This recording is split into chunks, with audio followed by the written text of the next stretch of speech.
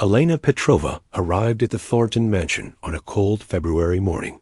She was 32 years old, a quiet woman with tired eyes and hands that had seen too much hard work. She carried one small suitcase containing everything she owned in the world. The agency had told her this was the best job available for someone with her limited English and no references from America. She had been in the country for only 3 months, and she needed this job desperately. The mansion stood at the end of a long private road, surrounded by oak trees that had lost their leaves for winter. It was the largest house Elena had ever seen, with stone walls and windows that seemed to watch her as she walked up the driveway. She had grown up in a small apartment in St. Petersburg, Russia, sharing 2 rooms with her mother and grandmother. This house could fit 100 of those apartments inside it. A woman named Mrs. Patterson opened the door. She was the head housekeeper, a strict woman in her 50s, who wore her gray hair pulled back so tight it seemed to stretch her face. She looked Elena up and down without smiling and handed her a uniform. Black dress, white apron, comfortable shoes. Elena would be the 4th maid in the house, responsible for the east wing and the main living areas. Mrs. Patterson explained the rules as they walked through the mansion. Never speak unless spoken to. Never enter Mr. Thornton's study without permission. Never touch the piano in the grand hall. Elena listened carefully and nodded at each instruction. She did not ask questions. She had learned long ago that questions only brought trouble. The owner of the house was Richard Thornton, a man of 55 who had inherited his fortune from his father, who had inherited it from his father before him. The Thornton family had made their money in steel over 100 years ago, and they had spent the following decades making sure everyone knew how important they were. Richard was the last of his line, unmarried and childless, living alone in this enormous house with only his staff for company. Elena did not meet Mr. Thornton on her first day, or her second. She saw him from a distance sometimes, walking through the halls with his shoulders back and his chin raised, like a man who owned not just this house, but the entire world around it. He was tall and thin, with silver hair and cold blue eyes that never seemed to warm, even when the sunlight touched them. The other maids whispered that he was cruel, that he enjoyed making people feel small, that he had fired the last girl for dropping a vase and made her cry in front of everyone before sending her away. Elena kept her head down and did her work. She cleaned the floors until they shined like mirrors. She dusted the furniture and washed the windows and made sure every room she touched was perfect. She was good at being invisible, at moving through spaces without being noticed. It was a skill she had developed over many years, in many different places, and it had kept her safe more times than she could count. But every day, she had to walk past the piano. It sat in the grand hall, a beautiful Steinway grand piano that gleamed black under the crystal chandelier. Elena knew pianos. She knew this one was worth more than she would earn in 10 years of working in this house.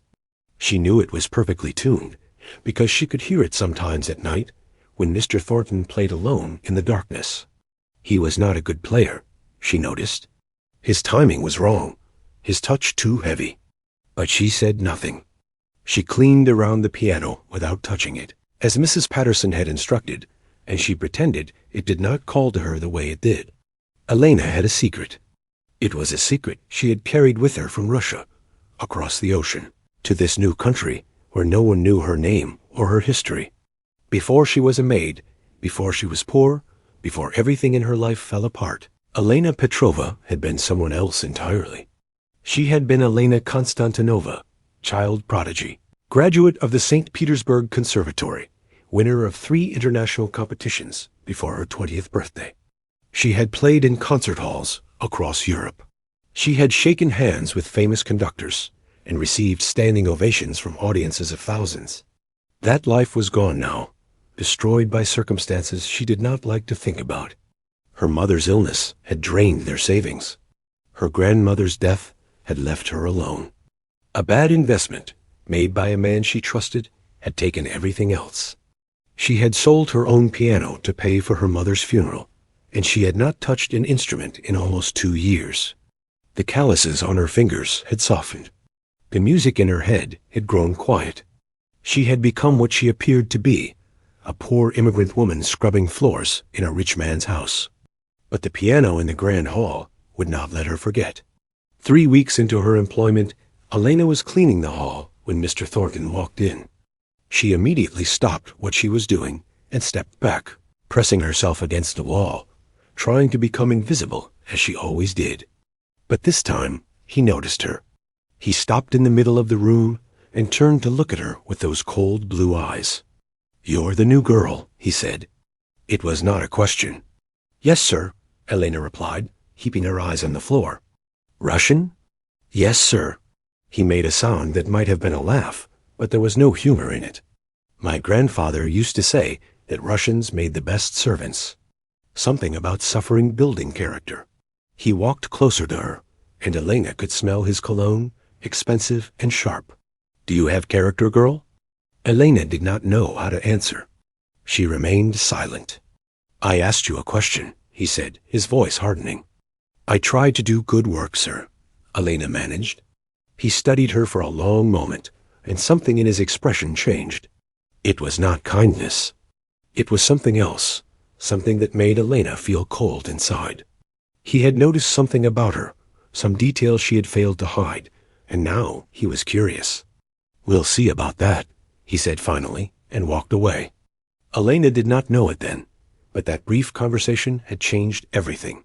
Richard Thornton had seen her looking at the piano. He had seen the hunger in her eyes, the way her fingers had twitched when she cleaned near it. He was a man who enjoyed power over others, who took pleasure in discovering weaknesses and exploiting them. And he had just discovered hers. The following week, Richard Thornton began watching Elena more closely. She felt his eyes on her whenever she entered a room where he was present. He would stop his conversations with guests to observe her as she cleaned. He asked Mrs. Patterson questions about her background, her work ethic, her behavior. The head housekeeper reported that Elena was quiet, efficient, and caused no problems. But Richard was not satisfied with this information. He sensed there was more to this immigrant woman than met the eye. Elena noticed the attention, and it frightened her. She had spent years learning how to disappear, how to make herself unremarkable, and now this wealthy man had taken an interest in her for reasons she did not understand. She considered leaving, finding another job, starting over somewhere else. But the pay was good, and she had nowhere else to go.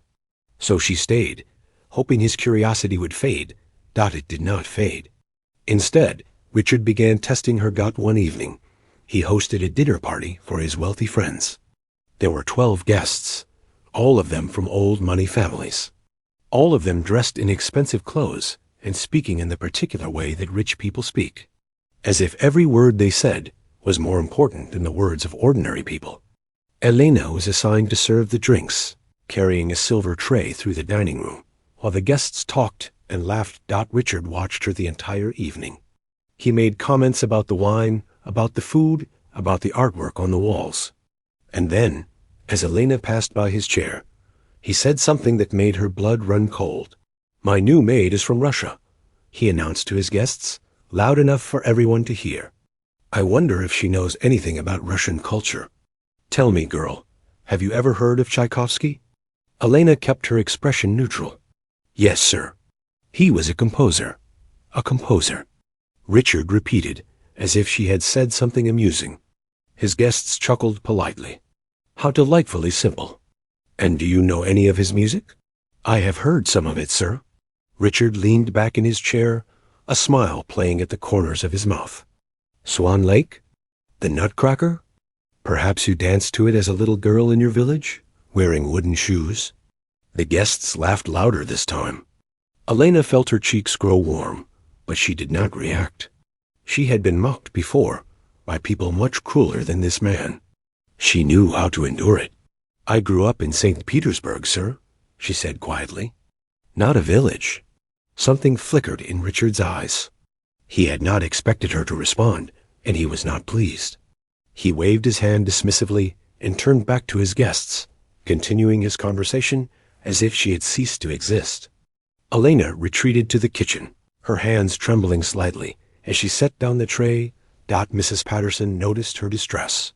"Don't let him bother you," the older woman said, not unkindly. He does this to everyone eventually. He enjoys making people feel small.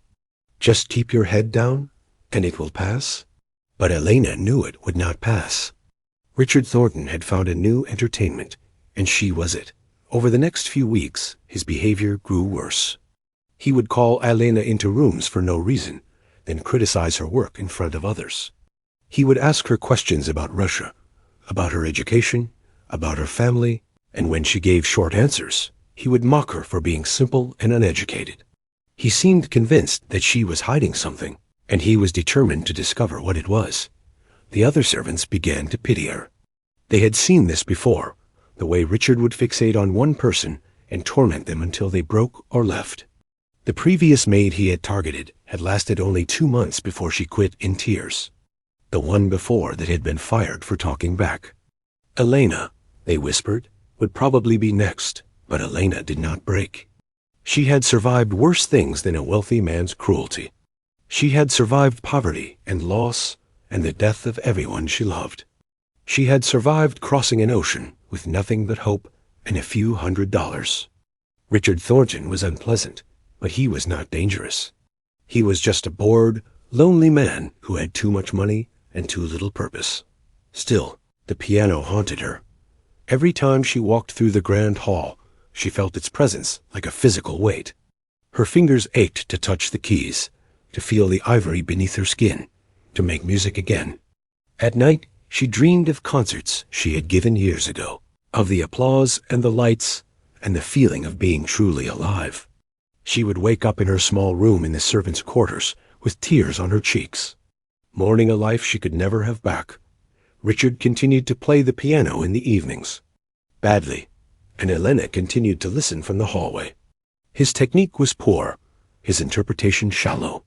He played the notes correctly, but without feeling, without understanding. It was painful to hear, like watching someone destroy something beautiful without knowing what they were doing. One night, unable to sleep, Elena crept down to the grand hall. It was past midnight, and the house was silent. The moonlight came through the tall windows and fell across the piano, making it glow like something magical. Elena stood at the edge of the room, her heart pounding. Knowing she should not be there, but unable to make herself leave, she walked slowly toward the instrument, each step feeling like a betrayal of her own safety. She should not touch it. She should not even be in this room. If Richard caught her, he would fire her immediately, and she would have nothing. But the pull was too strong. Elena sat down on the bench. The leather was cool beneath her. She raised her hands and let them hover over the keys, not touching, just feeling the air between her fingertips and the ivory. She closed her eyes and remembered. She remembered her first lesson at age 5, her tiny hands barely able to reach an octave. She remembered her teacher, Madame Volkov, who had been strict but kind, who had seen something special in Elena and nurtured it with patience and love. She remembered her first competition, her first performance, her first standing ovation. She remembered the feeling of music flowing through her like electricity, connecting her to something larger than herself. She opened her eyes and looked at the piano. Not tonight, she told herself. Not yet, Dot. She stood up and walked back to her room, but something had changed inside her. The music that had been quiet for so long was beginning to wake up again. And Elena knew, with a certainty that frightened her, that she would not be able to keep it silent forever.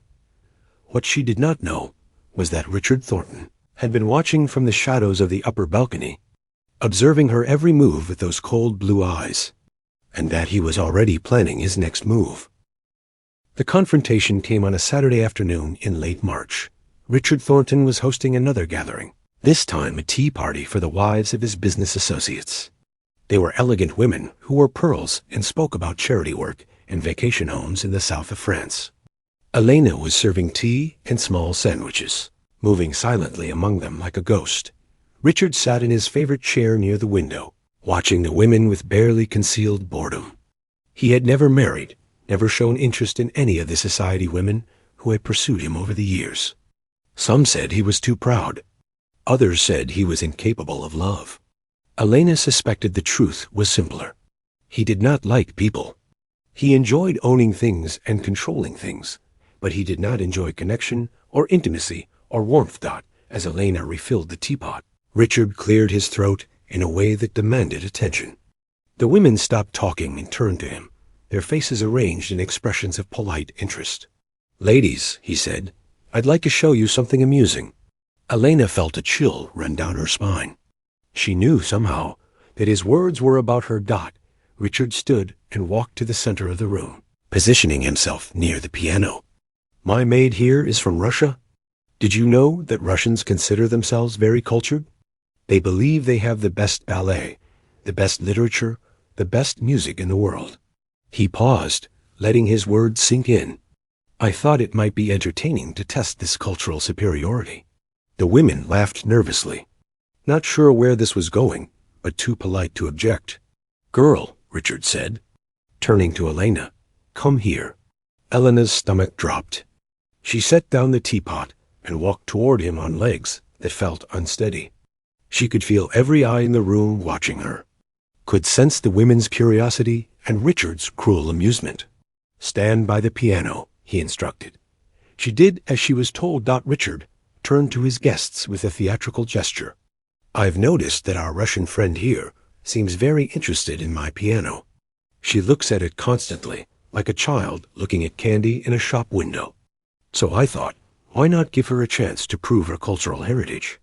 He looked at Elena, and his smile was sharp enough to cut. "Play something for us." The room went silent. The women exchanged glances, some looking uncomfortable, others eager to see what would happen. This was the entertainment Richard had promised. The humiliation of a servant for the amusement of the wealthy. "Sir," Elena said quietly. I didn't ask what you think," Richard interrupted.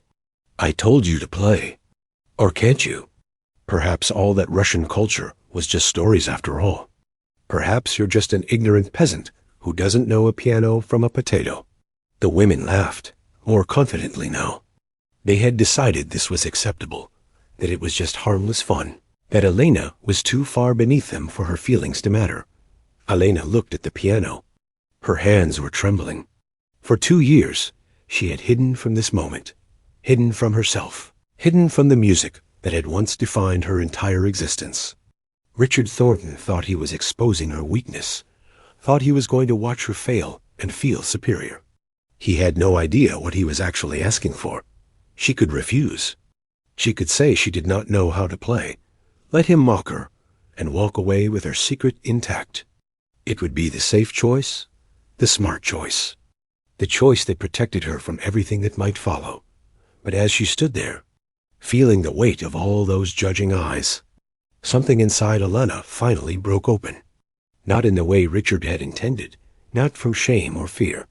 It broke open from exhaustion, from years of pretending to be less than she was, from the accumulated grief of losing everything she had ever loved. She was tired of being invisible. She was tired of being small. She sat down on the piano bench. The women whispered among themselves. Richard's smile widened, anticipating the moment when she would touch the keys and produce nothing but clumsy, amateur noise. He was already composing the joke he would make, the cutting remark that would seal her humiliation. Elena placed her hands on the keys.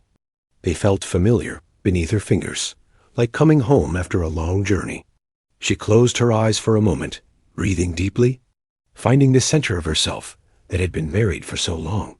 Then she began to play. She chose Chopin's Ballade No. 1 in G minor, a piece she had performed dozens of times in her previous life. It was one of the most difficult pieces in the piano repertoire, requiring not just technical skill, but deep emotional understanding. It was not a piece that could be played by amateurs, not a piece that could be faked. The first notes filled the room like a wave. Rich, complex, achingly beautiful. Elena's fingers moved across the keys with the certainty of someone who had spent 25 years mastering this instrument. The music poured out of her, released at last from its long imprisonment, and it was glorious. The women stopped whispering. Their faces changed, the amusement fading into confusion, and then to something else entirely. They were not musical experts, but even they could recognize when they were witnessing something extraordinary. Richard Thornton's smile disappeared. Elena played as if the audience did not exist, as if she were alone in the concert halls of her youth, communicating with something beyond words. The music rose and fell like breathing, like the rhythm of a heart, like the story of a life full of joy and sorrow, and love and loss. She played the sadness of leaving her country, the grief of losing her mother, the despair of watching her dreams crumble into nothing. And she played the stubborn, persistent hope that had kept her alive through all of it. When the final notes faded into silence, no one spoke. Elena opened her eyes and turned to face the room. The women were staring at her as if she had transformed into a completely different person. Some of them had tears in their eyes. None of them were laughing now. Richard stood absolutely still, his face pale, his expression unreadable. He had expected a clumsy servant to embarrass herself for his entertainment. Instead, he had just witnessed one of the most brilliant piano performances any of them had ever heard, played by the woman he had treated like dirt for the past 2 months. "Where did you learn to play like that?" One of the women whispered. Elena stood up from the bench. She looked directly at Richard, meeting his eyes for the first time without fear or deference. "The St. Petersburg Conservatory," she said.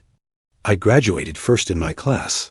Then she walked out of the room, leaving stunned silence behind her, leaving Richard Thornton staring at the piano as if it had betrayed him, leaving everything she had hidden behind for so long exposed at last. She did not know what would happen next. She did not know if she would be fired or praised, or simply ignored. But for the first time in years, Elena Petrova felt like herself again. And whatever came next, that was worth everything. The days following Elena's performance were strange and uncomfortable.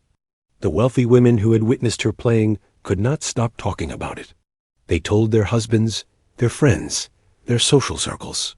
By the end of the week, half the wealthy families in the city had heard the story of Richard. Thornton's maid, who played piano like a concert artist. Richard himself said nothing to Elena.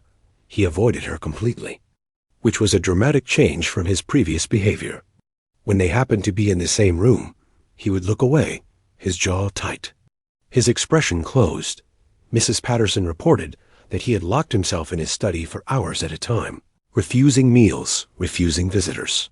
Something had shifted inside him, though what exactly remained unclear. Elena continued her work as usual, cleaning and polishing and maintaining the vast empty rooms of the mansion. She expected to be fired at any moment. She had embarrassed Richard in front of his guests, had revealed that his judgment of her was completely wrong, had made him look foolish. Men like him did not forgive such things easily, but the dismissal never came. Instead, something unexpected happened. One of the women from the tea party, a Mrs. Helena Crawford, came to visit the mansion, specifically to speak with Elena. Mrs. Crawford was the wife of a prominent businessman and sat on the board of the city's symphony orchestra. She found Elena in the East Wing, polishing a mirror, and introduced herself with genuine warmth. "I cannot stop thinking about your performance," Mrs. Crawford said. "I've attended concerts at Carnegie Hall, and I've never heard anything more beautiful. Who are you, really?" Elena hesitated. She had spent so long hiding her past that revealing it felt dangerous. But the secret was already out, scattered across the drawing rooms of the wealthy like seeds in the wind. There was no point in pretending anymore. She told Mrs. Crawford everything. The conservatory training, the competitions, the years of performing across Europe, the slow collapse of her life, the deaths, the desperate flight to America. Mrs. Crawford listened with increasing amazement, her eyes growing wider with each detail. "But this is criminal," Mrs. Crawford declared when Elena finished. "A talent like yours, scrubbing floors? The musical world needs to know about you. We must do something." Elena shook her head. "I'm 42 years old. My career ended years ago. No one wants to hear a middle-aged woman who has been cleaning houses. That's nonsense. Art doesn't have an expiration date. And you're not just good, my dear. You're extraordinary." Mrs. Crawford left that day with a mission. She contacted her friends on the symphony board. She reached out to music critics she knew. She made phone calls to conductors and managers, and anyone who might be interested in hearing the story of the Russian maid with miraculous hands. Meanwhile, Richard Thornton was experiencing something he had rarely felt in his 55 years of life: genuine shame. He had replayed Elena's performance in his mind hundreds of times since that afternoon. The shock of it, the pure, unexpected beauty, had broken through something in his carefully constructed defenses. For years, he had convinced himself that the people who worked for him were simple, ordinary, beneath him. It had allowed him to treat them badly without guilt, to mock them without conscience. They were not real people with full lives and hidden depths. They were servants, functions, tools.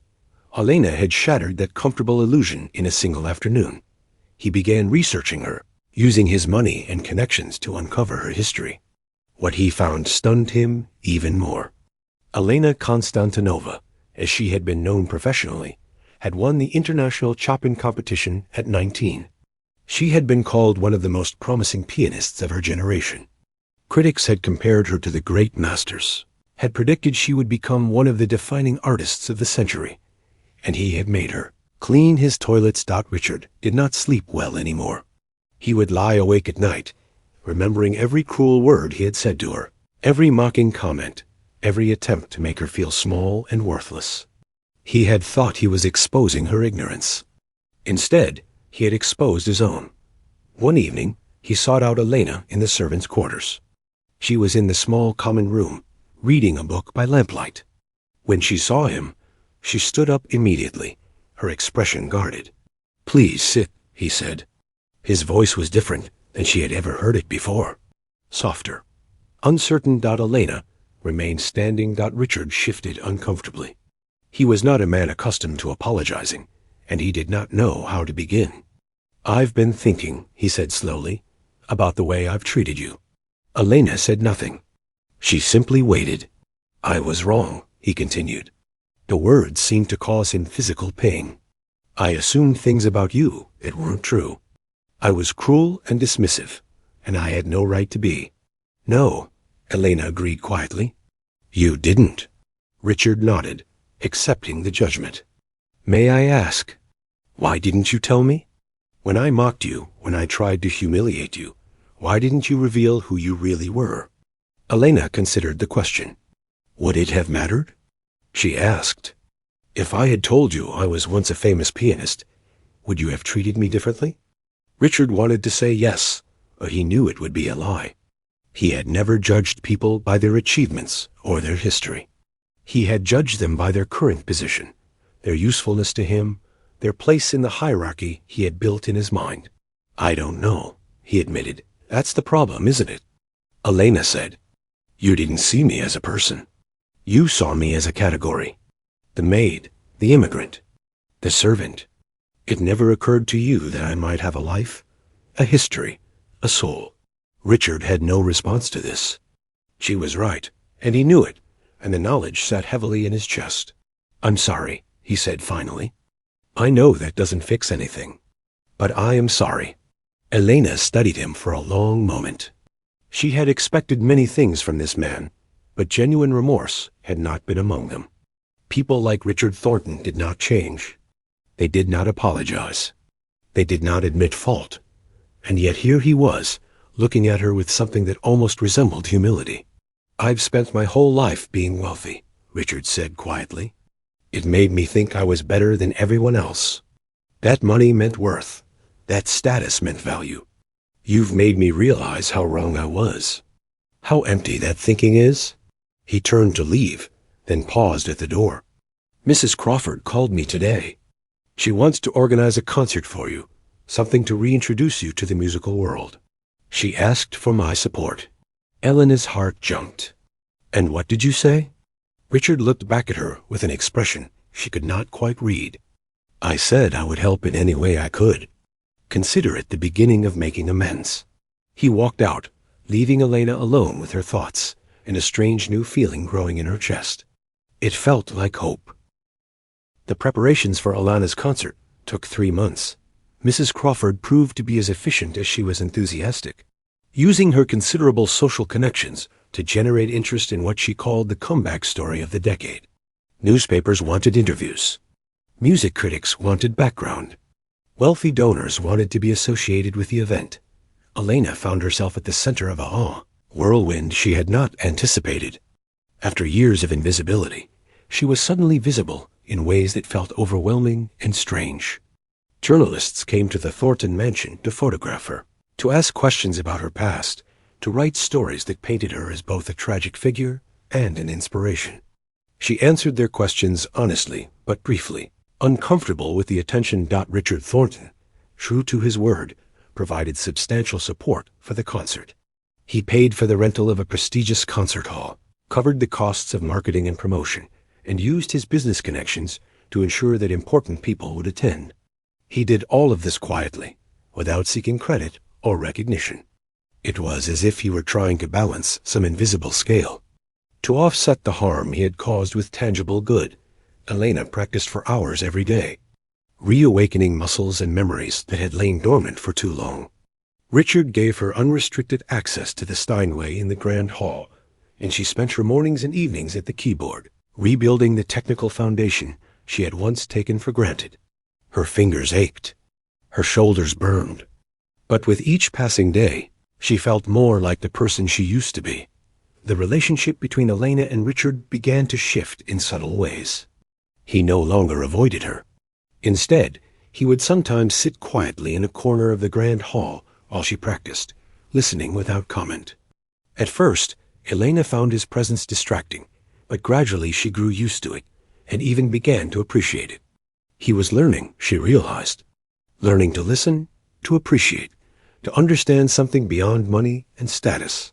One evening, after a particularly intense practice session, Richard spoke up from his usual corner. "You play differently when you're alone," he observed. "More freely. As if you're not performing for anyone, just talking to yourself through the music."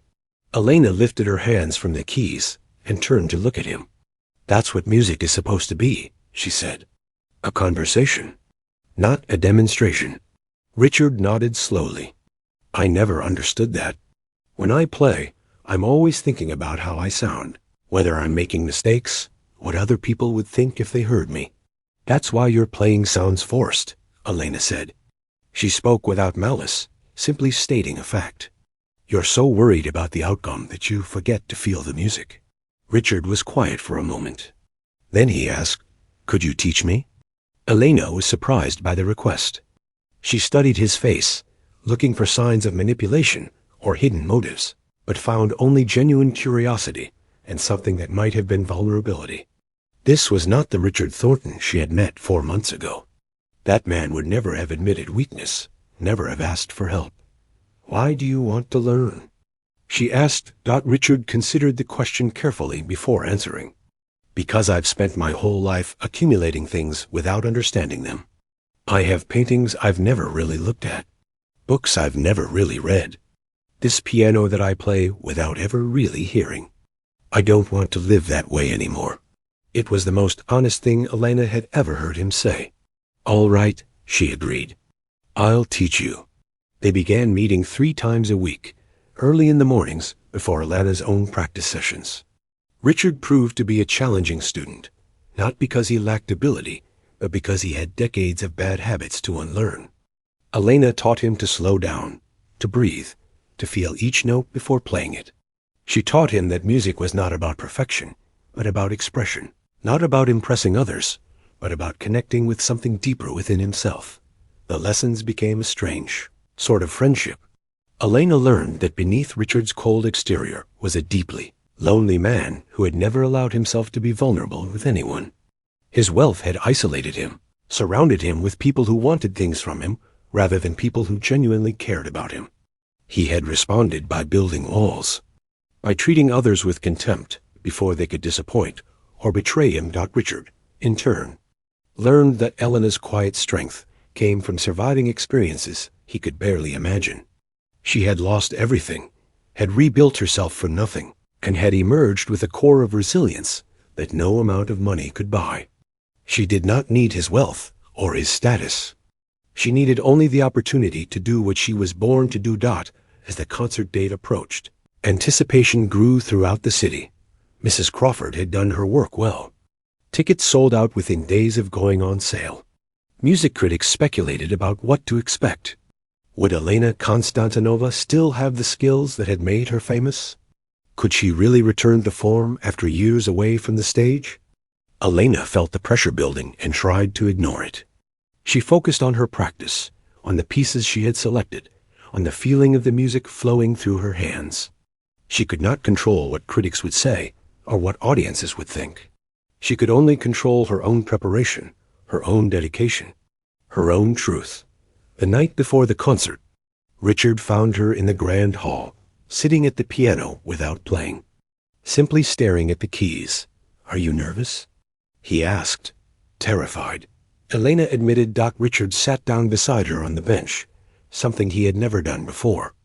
"I've watched you practice for months. I've heard you play things that made me forget to breathe. Whatever happens tomorrow, you have nothing to prove to anyone." Elena looked at him, this man who had been her tormentor and was now something like a friend. "You've changed," she said. "You changed me," Richard replied simply. They sat together in comfortable silence. Two people who had started as antagonists and had somehow found their way to mutual respect and understanding. Outside the windows, the city glittered with lights, and somewhere in that vast darkness, hundreds of people were preparing to hear Elena play. She was not just nervous about the concert, she realized. She was nervous about what came after. For so long, her identity had been defined by what she had lost. Who would she become if she got it back? "Whatever happens tomorrow," Richard said, as if reading her thoughts, "you're not alone anymore. Remember that." Elena nodded, feeling tears prick at her eyes. She had been alone for so long that she had forgotten what it felt like to have someone in her corner. She had forgotten what it felt like to be seen. Tomorrow, she would play for hundreds of strangers. But tonight, she was grateful for the presence of one person who had finally learned how to see her clearly. The concert hall was magnificent, a grand space with velvet seats and gold trim, and a ceiling painted with angels. Elena stood backstage, wearing a simple black dress that Mrs. Crawford had helped her select, and tried to control her breathing. Through the curtain, she could hear the murmur of 1,000 voices, the rustle of programs, the anticipation of an audience waiting to be impressed or disappointed. She had performed in halls like this before, years ago, in what felt like another lifetime. She remembered the rituals she used to follow, the way she would calm her nerves by focusing on the music rather than the audience. She tried to summon that old discipline now, but it was harder than she remembered. She was older, more wounded, more aware of everything that could go wrong. That Mrs. Crawford appeared beside her with a warm smile. "The hall is completely full. There are music critics from every major publication, donors, symphony board members. Everyone wants to see you." Elena nodded, not trusting her voice. "Richard is in the front row," Mrs. Crawford added. "He hasn't taken his eyes off the stage since he sat down." This detail, oddly, helped. Knowing that Richard was out there, waiting, believing in her, gave Elena something to anchor herself to. She thought about how far they had both come since that terrible tea party, how much they had both learned, how much they had both changed. "It's time," Mrs. Crawford said gently. Elena walked onto the stage. The applause that greeted her was warm and welcoming, but she barely heard it. Her entire focus was on the piano waiting for her at the center of the stage, a magnificent instrument that gleamed under the lights like a promise. She sat down at the bench, adjusted her position, and placed her hands on the keys. The hall went silent. Elena closed her eyes and thought about everything that had brought her to this moment. Her mother's sacrifices to pay for her lessons. Her grandmother's joy when she won her first competition. The years of practice, of dedication, of love. The loss and the grief, and the long journey through darkness. The strange twist of fate that had led her to Richard Thornton's mansion, to his cruelty and eventually to his transformation. She thought about what music meant to her, not as a career or a skill, but as a way of being in the world. It was how she processed joy and sorrow, how she connected with others, how she touched something transcendent that existed beyond ordinary life. It was who she was at the deepest level, and no amount of suffering could take that away. She opened her eyes and began to play Dot she had chosen a demanding program. Pieces that showcased both technical brilliance and emotional depth. She started with Bach, whose mathematical precision had always helped her find her center. Then she moved to Beethoven, whose passion and struggle resonated with her own journey. Finally, she played Rachmaninoff, the Russian composer who understood better than anyone the ache of exile and the fierce love of homeland. As she played, something magical happened. The nervousness fell away. The audience disappeared. There was only Elena and the music, engaged in an ancient conversation that needed no words.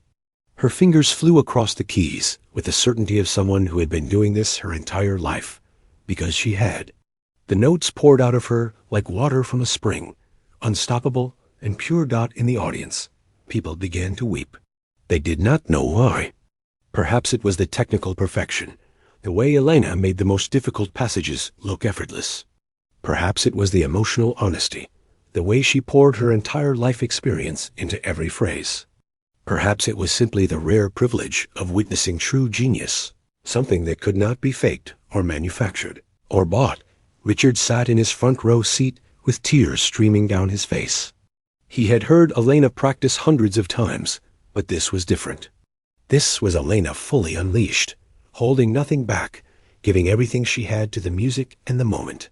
He thought about how close he had come to destroying her, to breaking her spirit with his casual cruelty. He thought about what the world would have lost if she had given up. The final piece was Chopin's Ballade No. 1 in G minor, the same piece Elena had played at the tea party that had changed everything. But she played it differently now, with more depth and complexity, with the wisdom of everything she had experienced since then. It was a conversation, not just with the music, but with her own past, with the girl she had been and the woman she had become. When the last note faded into silence, there was a moment of complete stillness. Then the audience erupted. The applause was thunderous, overwhelming, a wall of sound that crashed over Elena like a wave. People rose to their feet, shouting and cheering and calling her name. Flowers rained down onto the stage. Critics scribbled furiously in their notebooks, trying to capture in words what they had just witnessed. Elena stood and bowed, her heart so full she could barely contain it. Through her tears, she saw Richard standing with the rest of the audience, his face transformed by joy and pride. She saw Mrs. Crawford dabbing at her eyes with a handkerchief. She saw strangers who had been moved by her music, strangers who had somehow become connected to her through the language of sound. This was what she had been born for. This was who she was. And after years of wandering in darkness, she had finally found her way back home. The reviews the next day were unanimous in their praise. Critics called it the most remarkable comeback in musical history. They compared Elena to the great pianists of the past and predicted a new chapter in her career. Record labels called. Concert halls around the world offered bookings. Suddenly, the woman who had been scrubbing floors 6 months ago was the most sought-after pianist in the country. But amid all the celebration and excitement, Elena found herself thinking not about what she had gained, but about what she had learned. She had learned that success could be lost and found again. She had learned that identity was not fixed but fluid, capable of transformation and renewal. Most importantly, she had learned that people could change, that even the cruelest heart could open, that redemption was possible for anyone willing to do the hard work of growth. Richard Thornton had given her that lesson, though not in the way he had intended. And she was grateful. 5 years passed, and Elena Petrova's life transformed beyond anything she could have imagined. She performed in concert halls across 5 continents, received standing ovations from audiences in Tokyo and London and Sydney, and released 3 albums that were celebrated as masterpieces. The woman who had once cleaned floors for a living was now welcomed in the finest homes of the world, treated with respect and admiration by the very class of people who had once looked down upon her. But Elena never forgot where she came from or what she had survived. She established a foundation that provided music education to immigrant children, ensuring that others with hidden talents would have the opportunities she had almost lost. She gave free concerts in community centers and schools, playing for audiences who could never afford a ticket to a traditional hall. She remembered what it felt like to be invisible, and she made it her mission to see those who were overlooked by society. Richard Thornton remained a part of her life, though their relationship continued to evolve in unexpected ways. He sold the mansion and moved to a smaller home, finding that he no longer needed the vast spaces and expensive furnishings that had once defined his identity. He donated much of his fortune to causes that helped the poor and marginalized, the people he had once dismissed as beneath his notice. He continued his piano lessons with various teachers, never becoming truly skilled, but finding deep satisfaction in the practice. Nonetheless, their friendship deepened over the years, built on a foundation of mutual respect and shared transformation. Richard attended every one of Elena's concerts that he could reach, sitting in the audience with quiet pride, remembering the man he used to be and marveling at how far they had both traveled. Elena would sometimes stay at his home when she was in the city, and they would spend long evenings talking about music and life and the strange paths that had brought them together. One evening, as they sat on his porch watching the sunset, Richard asked Elena a question that had been on his mind for years. "Do you ever regret it?" he asked. "All those years of suffering, all that you lost? If you could go back and change it, would you?" Elena considered the question carefully.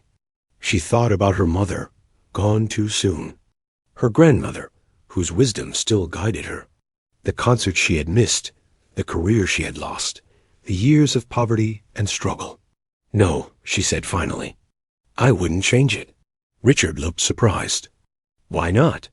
"Because suffering taught me things that success never could," Elena explained. "It taught me humility and compassion and the true value of music. When I was young and famous, I played for applause, for recognition, for my own ego. Now I play for connection, for healing, for something larger than myself. I wouldn't have learned that without the difficult years." She paused, then added, "And I wouldn't have met you. Or rather, I would have met the old you, and we would have had nothing to say to each other." Richard smiled, a genuine expression that still felt new to his face even after all these years. "The old me was a fool," he said. "The old you was wounded," Elena corrected gently. "You had never been seen for who you truly were, so you stopped believing that mattered. You built walls to protect yourself from disappointment, and in the process, you became someone you didn't want to be. How did you see past those walls?" Richard asked. "Even when I was at my worst, you never seemed to hate me. You were wary, yes, but not hateful." Elena thought back to those early days at the mansion, the casual cruelty, the mocking comments, the deliberate humiliation. "I recognized myself in you," she admitted. "I recognized the loneliness, the fear, the desperate need to feel superior, because deep down you felt worthless. I had felt those things too, in different ways. I understood that your cruelty came from pain, not from strength." Richard was quiet for a long moment, processing her words. Then he said, "You gave me something I didn't deserve. A second chance. A way to become someone better." "Everyone deserves a second chance," Elena replied. "That's what I've learned. We're all capable of growth, of change, of becoming more than our worst moments. You just needed someone to believe that was possible for you." The sun dipped below the horizon, painting the sky in shades of orange and pink. In the distance, a bird sang its evening song. The world was full of beauty, Elena thought, if you knew how to look for it. And people were full of potential, if you knew how to see them clearly. She had been seen clearly by Richard, eventually, and she had seen him clearly in return.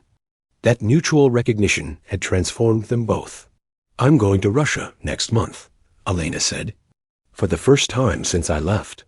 They want me to perform at the Mariinsky Theater in St. Petersburg, where I grew up, where I first learned to play." Richard heard the emotion in her voice. "That must feel overwhelming." "It does. I'll be walking the same streets I walked as a child, seeing the same buildings, the same river, the same sky. Everything will be familiar, and everything will be different, because I'm different now. What will you play?" Elena smiled. "I'm going to end with the Chopin Ballade, the same piece I played at your tea party, the piece that started all of this." Richard nodded, understanding the symmetry. The peace that brought you back to yourself. The peace that brought us both back to ourselves. Elena corrected. They sat together in comfortable silence as the stars began to appear. Two people who had started as adversaries and had become something like family. Neither of them had expected their lives to take this path. Neither of them would have chosen it if they had known in advance all the pain and difficulty it would involve. But looking back, neither of them would change a thing. Elena Petrova had learned that music was more than notes on a page. It was a bridge between souls, a way of communicating truths that words could not express. It had connected her to audiences around the world, to the children she taught, to the friend sitting beside her now Dot, and Richard Thornton had learned that worth was not measured in money or status or power. It was measured in the capacity to grow, to change, to see others clearly, and treat them with dignity.